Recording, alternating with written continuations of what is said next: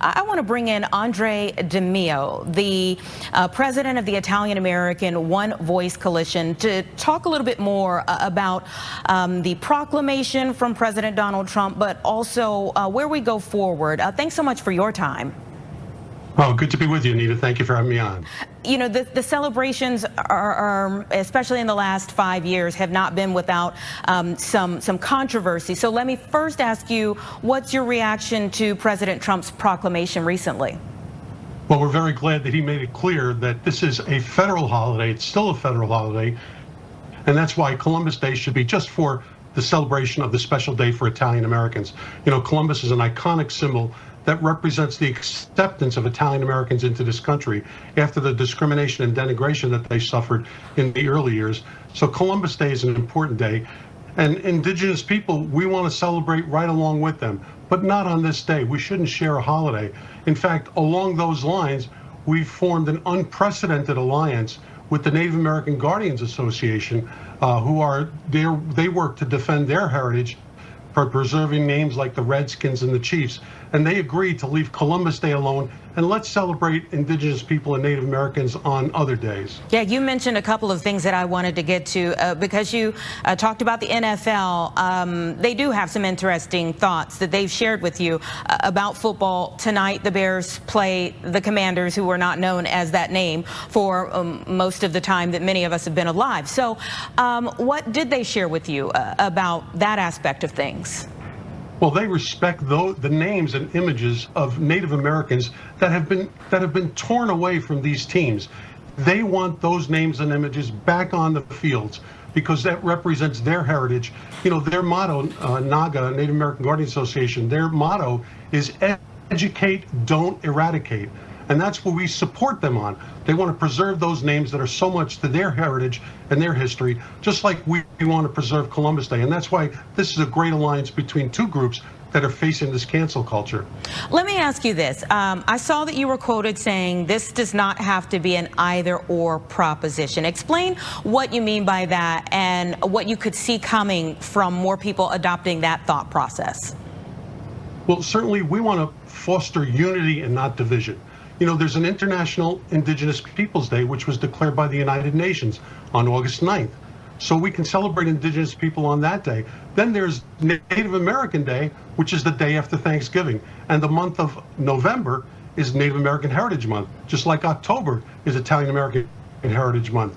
So let's celebrate and unify and not divide. Let's celebrate all peoples of the great fabric that made up this country.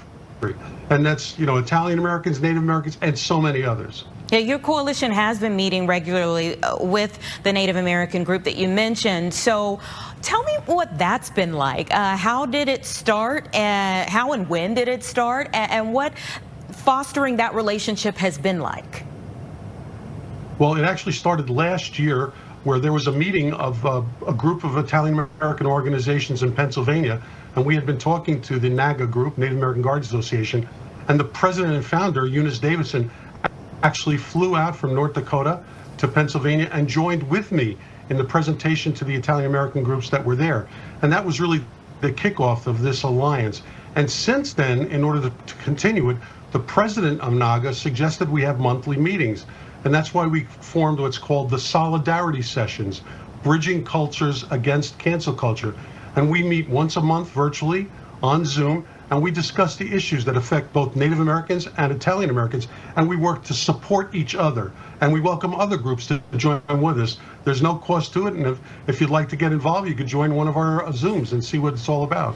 As we were coming to you, we were seeing images from Chicago's Columbus Day Parade. It came back to the Loop where it is right here downtown in 2022 after the controversy with the removal of statues and recognizing Indigenous Peoples Day. What is your opinion of what should happen to the statues? Our mayor here in Chicago has been adamant, even as late as recent as May, saying he still agrees with them being removed.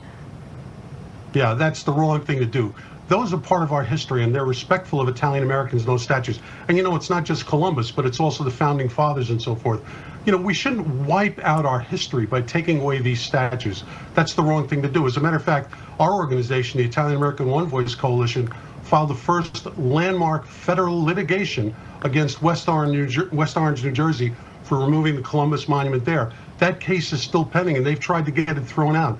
But we keep on prevailing, and we hope that we survive on this. And if we don't, we'll take it all the way to the Supreme Court, because you can't wipe out our history by removing these statues. And do you think that removing the statues in and of itself wipes out the history, even though we're still having the parade and whatnot? Well, sure. I mean, you know, the statues are there for historical reasons.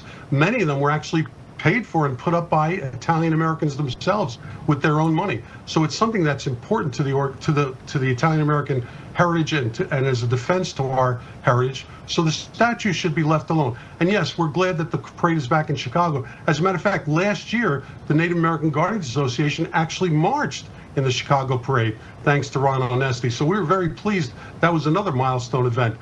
So let's, again, foster unity. Don't tear down our statues. That's the wrong thing to do. Let's work together, respect each other, and move forward together. What are some of the other issues in 2025 that your organization is working toward, or litigation that you have pressed forward with?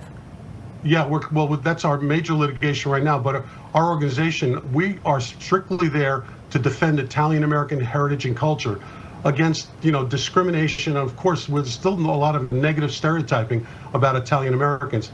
You know, Italian Americans are the last ethnicity that it's okay to bash. There's no political correctness when it comes to Italian Americans.